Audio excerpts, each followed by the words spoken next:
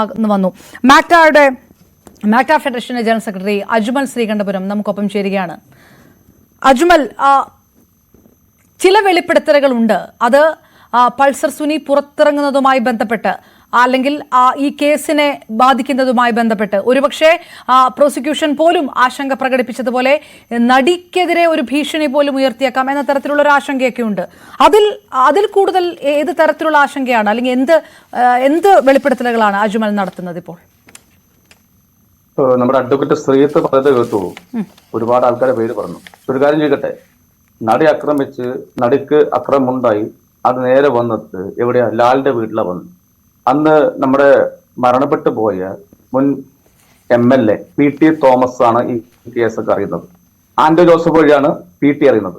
PT അപ്പം തന്നെ IGO അവിടെ വേണ്ടപ്പെട്ട പോലീസ് ഓഫീസർമാരെ വിളിക്കുന്നു. ഈ വിളിച്ചിട്ടില്ലെങ്കിൽ കേസ് എവിടെ എത്തത്തില്ല. കാരണം എല്ലാം പെട്ടെന്നായിരുന്നു. കാരണം ആർക്കും ഒന്നും ഇടങ്ങറാക്കപ്പെട്ടതില്ലായിരുന്നത്. അന്ന് PT തോമസ് ഇടപെട്ടില്ലെങ്കിൽ ഒരിക്കലും ഈ കേസ് മുന്നോട്ട് വരില്ല. ഞാൻ ബഹുമാനപ്പെട്ട PT തോമസിനെ അനുസ്മരിച്ച് പറയാണ് ആ മനുഷ്യന്റെ ആ നന്മ. രണ്ടിലേക്ക് കിടക്കാം. പിന്നെ പൾസർ സുനി ഇറങ്ങി. ഈ പൾസർ സുനി ഇറങ്ങി ഈ ഹൈക്കോടതിയിലും സുപ്രീം കോടതിയിലും ലക്ഷങ്ങൾ കൊടുത്തിട്ട്, ലക്ഷങ്ങള് ഹൈക്കോടതി കൊടുക്കുന്ന ഇല്ലെങ്കിൽ മത്സര കോടതി കൊടുക്കുന്ന പൈസയല്ല സുപ്രീം കോടതി ജഡ്ജിമാർക്ക് കൊടുക്കേണ്ടത്. ഈ പണം എവിടുന്നാ? ഇത് നിസ്സാര പൈസയാണോ? ഒരു സെറ്റിങ്ങിന് 15 ലക്ഷം 20 ലക്ഷം കൊടുത്തിട്ട് പോകേണ്ട ആൾക്കാർ വക്കീലിന് കൊടുക്കേണ്ട പൈസ ഇത് 1 കോടി വരെ ചെലവാകുന്ന ഒരു പൈസ ആരാണ് ചെലവാക്കുന്നത്? ഈ പൈസ പുള്ളിയുടെ ബിനാമിയാരാ? ഒന്ന് അന്വേഷിച്ചു നോക്കൂ. പുള്ളിയുടെ ബിനാമിയാരാ? ഈ പണത്തിന്റെ ത്രോസ് എവിടെ നിന്ന് വരുന്നത്? അന്ന് പുള്ളി ഒരു ഇല്ലന്റെ എഴുതാണ്, 250 രൂപ എനിക്കില്ല എന്ന് പറഞ്ഞിട്ട് പൾസർ സുനി എഴുതുകയാണ്. ഇവിടെ 1 കോടിക്കടുത്ത് 25-30 ലക്ഷം സിറ്റിംഗ് വെച്ചിട്ട് അദ്ദേഹത്തിന് ജാമ്യം എടുക്കാൻ വരുന്ന ഇതാരാണ്? ഇത് ബിനാമി. എന്താണ് ഉദ്ദേശം? ദിലീപ് ഈ പറയുന്ന പൾസർ സുനി പുറത്തിറങ്ങിക്കഴിഞ്ഞാൽ ആർക്കാണ് ഗുണം എന്ന് മനസ്സിലാക്കി അത് വേറെ പറയണ്ടല്ലോ. ശ്രീത്ത് ഒരുപാട് സംസാരിച്ചു, ഒരുപാട് ആൾക്കാരെ പേര് പറഞ്ഞു. എങ്കിൽ പോലും ശ്രീത്ത് ഒന്ന് മനസ്സിലാക്കേണ്ടത്, ഈ പറയുന്ന കേസുമായി ബന്ധപ്പെട്ടിട്ട് വാഴക്കാലെ താമസിക്കുന്ന ഒരാളെയാണ്. നേരെ എൻ്റെ ഒരു 1 കിലോമീറ്റർ അപ്പുറത്താണ് സംഭവിച്ചത്. അവിടുന്ന് രാത്രി ഇങ്ങനെ കരം ചുറ്റി വന്ന് നിന്നത് ഇവിടെ ലാലിന്റെ വീട്ടിലാണ്. അന്ന് PT തോമസ് എന്ന വ്യക്തി ഇല്ലെങ്കിൽ സത്യം ഈ കേസ് പോലും മുന്നോട്ട് പോയില്ലായിരുന്നു. എന്താ ശ്രീത്തിന് വലിയ സംശയമുണ്ടോ? പറയുന്നത് അവിടെ നിൽക്കട്ടെ, അത് മറ്റൊരു വെർഷൻ ആണല്ലോ പറയുന്നത്. അജ്മൽ പറയുന്നത് പൾസർ സുനി പുറത്തിറങ്ങിയാൽ ഈ കേസിനെ ഏത് തരത്തിൽ ബാധിക്കുമെന്നാണ്. 100% ബാധിക്കും. ഇത്തരം ഞാൻ കേട്ടെ, പൾസർ സുനിക്ക് അവിടുന്ന് ജോലി ചെയ്താൽ 7.5 വർഷം ജോലി ചെയ്തു, കൂടി വന്നാൽ ഒരു ജയിലിൽ ജോലി ചെയ്ത് ആൾക്ക് കിട്ടുന്ന എത്ര എമൗണ്ടാ? കൂടി വന്നാലും ഒരു 250-300 രൂപ വരുള്ളൂ. ഇവർക്ക് ഇത്ര ലക്ഷങ്ങൾ കൊടുത്ത് അദ്ദേഹത്തിന്റെ പുറത്ത് ഇത്ര എമൗണ്ട് ഉണ്ടെങ്കിൽ ഇതിന് പിന്നിൽ ആരോ ഇല്ലേ എന്ന് പറഞ്ഞാൽ പ്രമുഖ നടൻ തന്നെ ഇതിന് പിന്നിലുണ്ട്. ഒരു അംശം വേണ്ട. ഇത് വിചാരണ നീട്ടി കൊണ്ടുപോയതാരാ? ഈ നടന്റെ സ്വാധീനം കൊണ്ടല്ലേ? എത്ര പ്രാവശ്യം മാറ്റി? എന്തെങ്കിലും കേസ് വരുമ്പോ, ഏതെങ്കിലും കേസുമായി ബന്ധപ്പെട്ട് ഈ ഏതെങ്കിലും കോടതി സംഭവമായി ബന്ധപ്പെട്ട് വരുമ്പോ അപ്പൊ തന്നെ ഇതാ ദിലീപ് അപ്പത്തന്നെ ഇടുകയാണ്. അതങ്ങനെയല്ല, ഇതിങ്ങനെയല്ല. വിചാരണ കോടതിയെ മാറ്റുക, ഇല്ലെങ്കിൽ അവിടെ മാറ്റുക, ഇവിടെ മാറ്റുക. എത്രത്തോളം മാറ്റി? എത്ര ഒന്നും വേണ്ട. എത്ര പബ്ലിക് പ്രോസിക്യൂട്ടർമാർ മാറി? എത്ര പബ്ലിക് പ്രോസിക്യൂട്ടർ മാറി? ഒരു പ്രോസിക്യൂട്ടറാണ് മാറിയത്. അല്ല അജ്മൽ, ഒരു കാര്യം അജ്മൽ, ഓക്കെ, പൾസർ സുനിക്ക് പുറകിൽ നിന്ന് അങ്ങനെ സഹായം ചെയ്തു കൊടുക്കുന്നു, അത്രയും ലക്ഷങ്ങൾ ഫീസ് കൊടുക്കുന്നു, ഒരാൾ പിറകിലുണ്ട്, അതുണ്ടാകും. ഇപ്പൊ ഗോവിന്ദസ്വാമി എങ്ങനെയാണ് അങ്ങനെ കേസ് വാദിക്കാൻ ആരാണ് പൈസ മുടക്കിയത് എന്നുള്ള ചോദ്യമൊക്കെ ഉണ്ടല്ലോ, അതുണ്ടാകും, അത് സമ്മതിക്കാം. അത് ദിലീപാണ് എന്ന് പറയാൻ എങ്ങനെയാണ് കഴിയുക? ഞാൻ ചോദിക്കട്ടെ, ദിലീപിനല്ല വേറെ ആർക്കാ ഗുണം? ഈ കേസുമായി ബന്ധപ്പെട്ട് ആർക്കാ വേറെ കാര്യം? ഈ കേസ് ഇല്ലെങ്കിൽ ഞാൻ ചോദിക്കട്ടെ, ദിലീപ് അല്ലാതെ വേറെ ആരാ? എന്താ സംശയം? എന്തേലും ഈ കേസ് നീട്ടി കൊണ്ടുപോയതാരാ? ഇത്ര നാൾ കേസ് നീട്ടി കൊണ്ടുപോയതാരാ? ശരി, ഈ വിഷയങ്ങളൊക്കെ അജ്മൽ, ഈ വിഷയങ്ങളൊക്കെ പുറത്ത് ചർച്ച ചെയ്യപ്പെടുന്ന കാര്യമാണല്ലോ.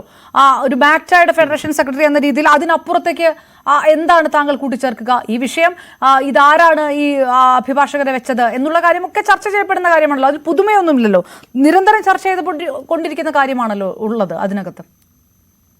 ഞാനിപ്പോ ഒരു കാര്യം പറയട്ടെ, ഇവിടെ ഇന്നല്ല ഒരു 1-2 ദിവസം മുമ്പ് എനിക്കൊരു കോള് വന്നു. ഞാൻ തുറന്നു പറയാം, 1-2 കോള് വന്നു. ഇന്നല്ല ഇതിനു മുമ്പ് വന്നു. അജ്മലിന് ഈ പറയുന്ന തൽക്കാലം ഒന്ന് ഇതിലേക്കൊന്ന് മാറി നിൽക്ക്, നമുക്ക് ഫെഡറേഷൻ കൊണ്ടുപോകാലോ. മാക്ട ഫെഡറേഷൻ പൊളിച്ചത് ഇതേപോലത്തെ ഒരു ബെൽറ്റാണ്. പവർ ഗ്രൂപ്പ് ഉണ്ടെന്ന് നിസ്സാര കാര്യത്തിൽ പവർ ഗ്രൂപ്പ് ഉണ്ട് ഇല്ലേ മലയാള സിനിമയില്. പവർ ഗ്രൂപ്പിന്റെ പവർ ആണല്ലോ ഇന്ന് എല്ലാം നശിപ്പിച്ചത്. പവർ ഗ്രൂപ്പ് നിസ്സാരമായിട്ട് കാണുന്നു വേണ്ട, പവർ ഗ്രൂപ്പ് നിസ്സാരമൊന്നുമല്ല അത്. അതില് വേണ്ടപ്പെട്ട ആൾക്കാരെ പേര് എണ്ണി ഞാൻ പറഞ്ഞുതരാം. ഞങ്ങൾ already MACTA federation fund CI2 രൂപീകരിക്കാൻ പോയതാ. കാരണം ഫെഡറേഷൻ മാക്ട ഫെഡറേഷന് സ്വാധീനം കുറവ്, മീൻസ് ഫെക്ട എന്ന വലിയൊരു സംഘടന വന്നു, നമ്മളെല്ലാം പൊളിച്ച് ഞങ്ങളുടെ തൊഴിലാളിക്ക് ഇല്ലാതാക്കി. പക്ഷെ CI2 ഞാൻ പോകാൻ പോയപ്പോ അവിടെ ചർച്ച നടന്നു. ഞാൻ വെളിപ്പെടുത്ത ഒരുപാട് പറയാനുണ്ട്. വേണ്ടപ്പെട്ട മുൻ വ്യവസായ വകുപ്പ് മന്ത്രിയും ഇപ്പോഴത്തെ MP-നെയൊക്കെ ബന്ധപ്പെട്ട് ഞാൻ ചർച്ച നടത്തുക CI2 പോകാൻ വേണ്ടി. അതുവരെ പൊളിച്ച ടീമാണ് എന്ന് പറഞ്ഞാൽ ഇവർക്ക് എന്തും സ്വാധീനം അവിടെയുണ്ട്, സർക്കാരിലുണ്ട്. ആരാണ് പൊളിച്ചത്? ബി ഉണ്ണികൃഷ്ണൻ ടീമിന് അത്ര സ്വാധീനമുണ്ട്. ബി ഉണ്ണികൃഷ്ണൻ, സിബി മലയില്, രഞ്ജിത്ത്, പിന്നെ വേറെ പേര് ഞാൻ മറന്നുപോയി. 4 പേര് CM-നെ പോയി കണ്ടിട്ട് പറഞ്ഞാണ്. ഏത് രാവിലെ പത്രത്തിൽ വന്നയാ, ഏത് ആക്ഷൻ കെട്ട് CI2 പറഞ്ഞൊരു ദേശാവിന്റെ വാർത്ത വന്നയാ. അതുവരെ ഇല്ലാതാക്കാൻ ഇവർക്ക് പറ്റുമെങ്കിൽ ഇവർക്ക് എന്താ ബുദ്ധിമുട്ട്? ഇവർക്ക് മലയാള സിനിമയിൽ ഇവർ സ്വാതന്ത്ര്യം നിസ്സാരമായി കാണണ്ട, ഇവരെ നിസ്സാരമായിട്ട് കാണണ്ട ഒരിക്കലും. അജ്മൽ, ആ പവർ ഗ്രൂപ്പിന് ഈ പൾസർ സുനി പുറത്തിറങ്ങിയാൽ എന്താണ് ബന്ധം? അവർക്കും പൾസർ സുനിയുമായിട്ട് എന്താണ് ബന്ധം? ഒരു കാര്യം സംഭവിക്കാൻ പോകുന്നുള്ളൂ. ഒന്നിക്ക് പൾസർ സനി നാളെ എന്തെങ്കിലും വെളിപ്പെടുത്തും, ഇല്ലെങ്കിൽ ഭൂമിയിൽ നിന്ന് എന്തെങ്കിലും സംഭവിച്ചാലും അത്ഭുതപ്പെടാനില്ല എന്നേ പറഞ്ഞോളൂ. അജ്മൽ, ഇത്രയും പറഞ്ഞ സ്ഥിതിക്ക് ഞാൻ ചോദിക്കുന്നത്, ഇപ്പോൾ കുറച്ച് പേരുകൾ പറഞ്ഞു, അങ്ങനെ ഒരു പവർ ഗ്രൂപ്പ് ഉണ്ട്, മാക്ട ഫെഡറേഷനെതിരെ പ്രവർത്തിച്ചിട്ടുണ്ട്, ആ പ്രവർത്തിച്ചതിനകത്ത് ദിലീപും ഉണ്ട് എന്ന് കൂടിയല്ലേ പറയുന്നത്? ദിലീപാണ് ഫസ്റ്റ്. ദിലീപ് ഉണ്ട്, രഞ്ജിത്ത് ഉണ്ട്, ബി ഉണ്ണികൃഷ്ണൻ ഉണ്ട്, മറ്റേ ഫിലിം ചേംബറില് ഞാൻ പറയുന്നില്ല, എന്റെ സുഹൃത്തുക്കളാണ്, അവരെന്നെ തുറന്ന് എന്റെ അടുത്ത് പറഞ്ഞിട്ടുണ്ട്, പറയണ്ട നമുക്ക് അറിയാതെ പറ്റിപ്പോയെന്ന് പറഞ്ഞിട്ടുണ്ട്. അപ്പോ പൾസർ സുനി പുറത്തിറങ്ങിയാൽ ഈ ഗ്രൂപ്പിനനുസരിച്ച് കാര്യങ്ങൾ നടക്കും, 100% നടക്കും, ഒരു സംശയവും വേണ്ട. ഒന്നിക്ക് പൾസർ സുനി ദിലീപിന് അനുകൂലമായി പറയും, ഇല്ലെങ്കിൽ പൾസർ സുനി എന്തെങ്കിലും സംഭവിച്ചാലും പിന്നെ ഒന്നും ഊഹിക്കേണ്ട ആവശ്യമില്ല. അത്ര പവറാണ് ഗ്രൂപ്പിന്, ഒരു അംശവും വേണ്ട. ഈ പൾസർ സുനിക്ക് ഫീസ് കൊടുക്കുന്നതടക്കം ഈ പവർ ഗ്രൂപ്പിന്റെ അറിവോട് കൂടിയാണ് ചെയ്യുന്നത് എന്ന് കൂടിയാണ്. 100%. ഞാൻ ചോദിക്കട്ടെ, പൾസർ സുനിക്ക് 250 രൂപ 300 രൂപ കിട്ടുന്ന പൾസർ സുനി 7 വർഷം കൊണ്ട് എത്ര പൈസ കിട്ടും? ഒന്ന് ആലോചിച്ചോക്കെ. ഈ സുപ്രീം കോടതിയിൽ ഇത്രയും സാധനം കൊടുത്ത് ഇത്ര എമൗണ്ട്, സുപ്രീം കോടതിയിലെ വക്കീലിന്റെ ഫീസ് ഏകദേശം അറിയാലോ. എന്താണ് സിറ്റിങ്ങിന് കൊടുക്കണ്ടേ? അത് നിസ്സാര കേസാണത് അല്ലല്ലോ. വിധി വരാൻ പോകുന്ന 2 മാസമോ 3 മാസമുള്ള വിധി വരാൻ വേണ്ടി.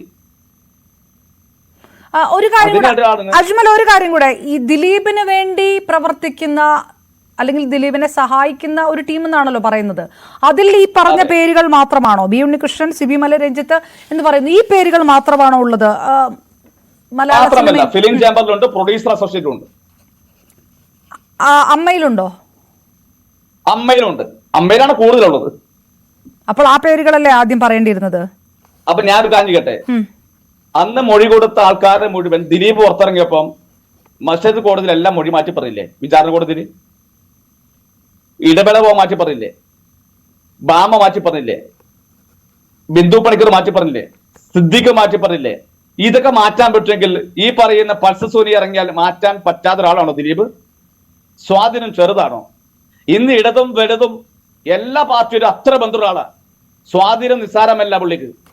ആ സ്വാധീനത്തിന് മുകളിൽ, പണത്തിന്റെ മുകളിൽ പരന്ത് പറക്കില്ല മുമ്പ് ആരോ പറഞ്ഞിട്ടുണ്ട്. സത്യമാണ് സംഭവിച്ചുകൊണ്ടിരിക്കുക. പക്ഷേ നിയമം നല്ല രീതിയിൽ പോകുന്നുണ്ട് തോന്നുന്നുണ്ട്. സർക്കാർ ഞാൻ മോശം പറഞ്ഞത്, സർക്കാർ നല്ല രീതിയിൽ പോകുന്നുണ്ട്. പക്ഷെ എങ്കിൽ പോലും എവിടെയോ എന്തൊക്കെയോ കളികൾ നടക്കുന്നുണ്ട്, ഒരു സംശയവും വേണ്ട. പൾസർ സുനി ഇറങ്ങിയിട്ടുണ്ടെങ്കിൽ വിവാദം എന്തെങ്കിലും ഉണ്ടാവും. ഒന്നുകിൽ പൾസർ സുനി ദിലീപിന് അനുകൂലമായി പറയും, ഇല്ലെങ്കിൽ പൾസർ സുനി എവിടെ നിന്ന് പോയാലും സംശയിക്കേണ്ട ആവശ്യമൊന്നുമില്ല. അത് ഒന്നുകിൽ രണ്ടാമത്തെ പറഞ്ഞത് കുറച്ചുകൂടി വ്യക്തമാക്കോ, എന്ത് സംഭവിക്കുമെന്നാണ്? ദിലീപ് പൾസർ സുനി ഇറങ്ങിക്കഴിഞ്ഞാൽ ദിലീപിന് അനുകൂലമായി പറഞ്ഞിട്ടില്ലെങ്കിൽ, ഇത് കേട്ടോ, അനുകൂലമായി പറഞ്ഞിട്ടില്ലെങ്കിൽ പൾസർ സുനി അപ്രത്യക്ഷമായാൽ അത്ഭുതപ്പെടാനൊന്നുമില്ല. ഓക്കെ, പൾസർ സുനി അപ്രത്യക്ഷമാകാം അല്ലേ? ഒന്നും പറയാനില്ല. അതായത് ഈ ഗ്രൂപ്പ് ഒരുപക്ഷെ പൾസർ സുനിയെ കൂടി അപായപ്പെടുത്തിയേക്കാം, അല്ലെങ്കിൽ അപ്രത്യക്ഷമാകാം. അതാണ് സാധ്യത. 100% അപ്രത്യക്ഷമായി അത്ഭുതപ്പെടാനില്ല. നിങ്ങൾ ഈ നേരത്തെ പറഞ്ഞ പേരുകളടക്കം, ഈ അമ്മയിലെയും ഫിലിം ചേംബറിലെയും മാക്ടയിലെയും എല്ലാം അടക്കമുള്ള ഈ പേരുകളെല്ലാം അതിനകത്തുണ്ടാകും. ഈ അടുത്ത കാലത്ത് കഴിഞ്ഞ 7-ാം തീയതി തോന്നുന്നു, കഴിഞ്ഞ 7-ാം തീയതി സാംസ്കാര സംഘടന, മാക്ട സാംസ്കാര സംഘടന ഉണ്ട്.